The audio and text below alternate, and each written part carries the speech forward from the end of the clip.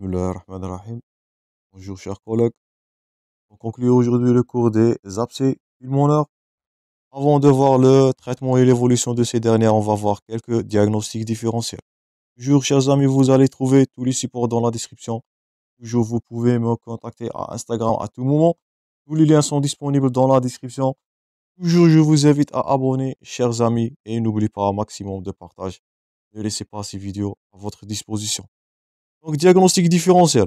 Premièrement, devant un stade de foyer fermé, la pneumonie dans sa forme virale, la pneumonie tuberculeuse, cancer primitif et même secondaire à une embolie pulmonaire. Donc, tout ça, ce sont des diagnostics différentiels devant un stade qui est fermé. Donc, vous pouvez consulter le cours des pneumonies virales. Nous allons aborder la pneumonie tuberculeuse prochainement et bien sûr les pathologies tumorales. Donc, on va voir les cancers bronchiques dans l'enchaînement de ces séries de vidéos. Au stade de vomic, voilà une vomic, la vomic hydatique. On va voir bien sûr le cours de kyste hydatique. La dilatation des bronches, ça serait notre prochain intitulé après les abcès. Et à un stade ouvert. Donc, je répète, ça c'est en rouge, c'est à retenir, c'est l'abcès sur une cavité qui est préexistante. Une cavité préexistante, fréquemment il peut s'agir d'une caverne tuberculeuse, des séquelles. Je répète, l'abcès, ça c'est la définition, c'est pour cela on a insisté à la notion de base dans la première partie. L'abcès, c'est une formation de pus ou bien collection de pus dans une cavité qui est néoformée, nouvelle. Une cavité qui a été résiduelle, préexistante, donc on parlera dans ce cas d'une suppuration qui est secondaire. Notre intitulé aujourd'hui, c'est les suppurations primaires, c'est les abcès propres du poumon. Ces cavités peuvent être des cancers bronchopulmonaires excavés, tuberculose pulmonaire excavée, je répète, et une cavité aspergillaire. On va voir la notion d'aspergillome dans les infections mycosiques. Donc tout ça sont des diagnostics différentiels d'un abcès, soit à un stade fermé, soit à un stade euvomique ou un stade ouvert. Je répète, stade fermé, c'est du diagnostic différentiel avec les pneumonies. C'est pour cela la clinique était difficile à diagnostiquer.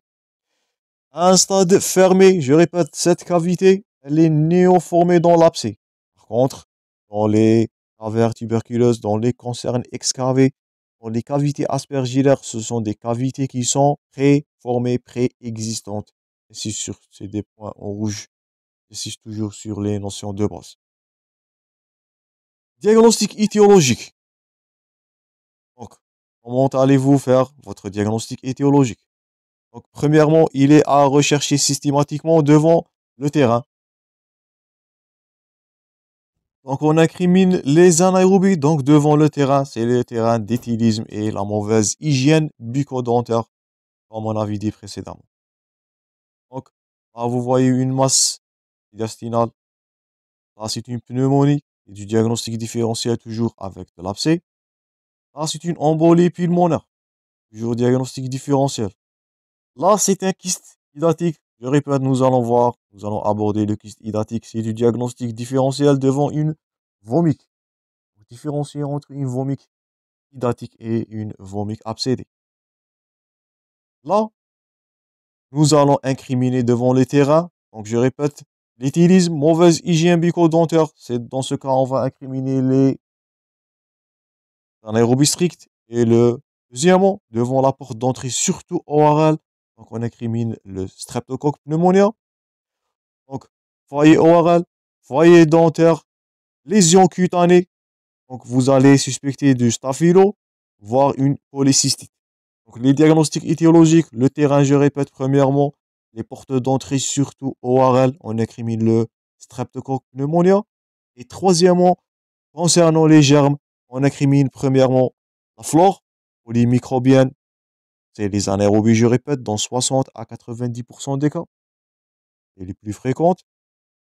On incrimine ces anaérobies, je répète, devant une haleine fétide, ça c'est à retenir par cœur, une mauvaise état dentaire, mauvais état bucco-dentaire, les critères de non-conscience, le coma, l'anesthésie générale, un patient qui est en réanimation, il risque de se développer ces infections à germes anaérobies, et sont plus virulents, ils donnent cet d'absédation profonde.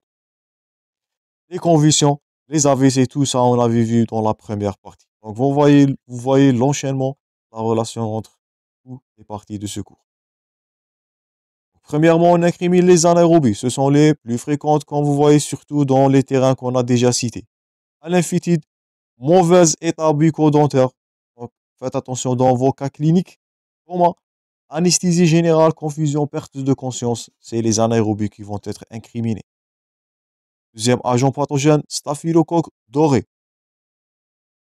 Il est incriminé devant terrain de comorbidité. Je répète, sujet âgé, diabète, toxicomanie, lésions cutanées, un cathéter intraveineux, tout ce qui est en relation avec l'auto-infection par du staphylocoque thermique.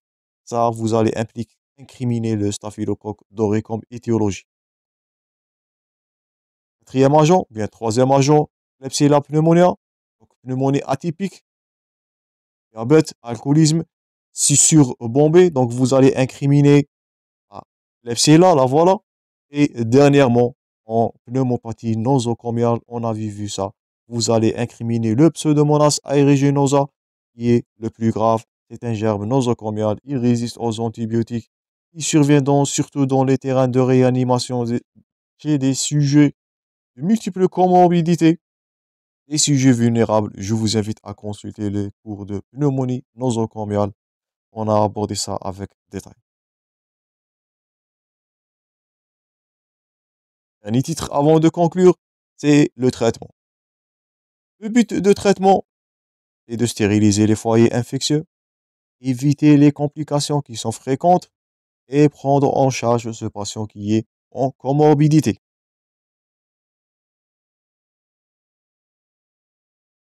Trois moyens de traitement, bien trois indications. Premièrement, les mesures hygiéno-diététiques. Repos strict au lit, un rapport nutritionnel hypercalorique. Ici sur la nutrition, on avait dit que c'est abscès parmi les critères qui favorisent ces dernières, c'est l'état de malnutrition. L'antibiothérapie.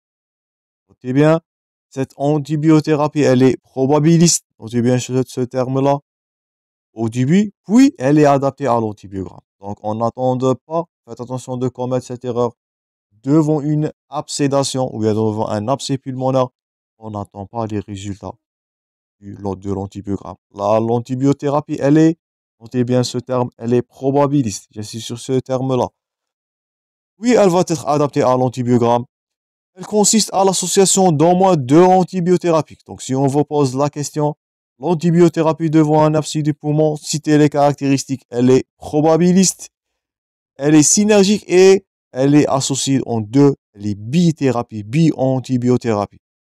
Le traitement essentiel, il doit comporter les bêta-lactamines plus le métronidazole pour lutter contre les anaérobies strictes. Métronidazole, ça on a vu en parasitologie. Ou bien les céphalosporines de troisième génération en association aux aminosides. Je répète, à retenir les deux composantes ou bien les deux combinaisons sont les bêta-lactamines plus métronidazole. Bêta-lactamine, métronidazole, première association. Je répète, probabiliste. Deuxièmement, les céphalosporines de troisième génération associées ou bien aux aminosides. Ça, c'est à retenir par cœur. D'abord, on commence par la voie parentérale. C'est un patient, je répète, en comorbidité. Puis, on passe au relais péros après la pyrexie, après l'amélioration clinique qui prendra. Donc, c'est un peu long, 6 à 8 semaines. Donc, l'abcès, c'est pas une infection qui va guérir jour et nuit. C'est une pathologie ou bien c'est une maladie qui va prendre 6 à 8 semaines jusqu'à la pyrexie va disparaître. Notez ça en tête, peut s'agir des questions d'examen. Et bien sûr, pour éviter les séquelles, ça on va voir dans les pleurésies. Donc on a le recours à la kinésithérapie et au drainage. Donc là, les aminosides, là c'est le drainage. Le drainage et la kinésithérapie, on avait dit ça précédemment dans la première partie. C'est une condition nécessaire pour garantir l'efficacité du traitement. On ne peut pas guérir sans ces deux critères, kinésithérapie et le drainage. Donc le drainage postural, Habituellement, il est effectué 2 à 4 fois par jour avant le repas pour prévenir les nausées, les vomissements et l'inhalation des matières étrangères qui sont parmi les causes, je répète, de cette absédation.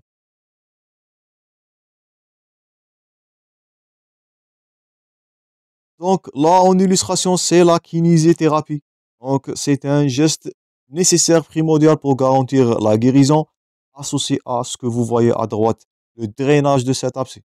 Je répète, la conduite à tenir devant un abcès.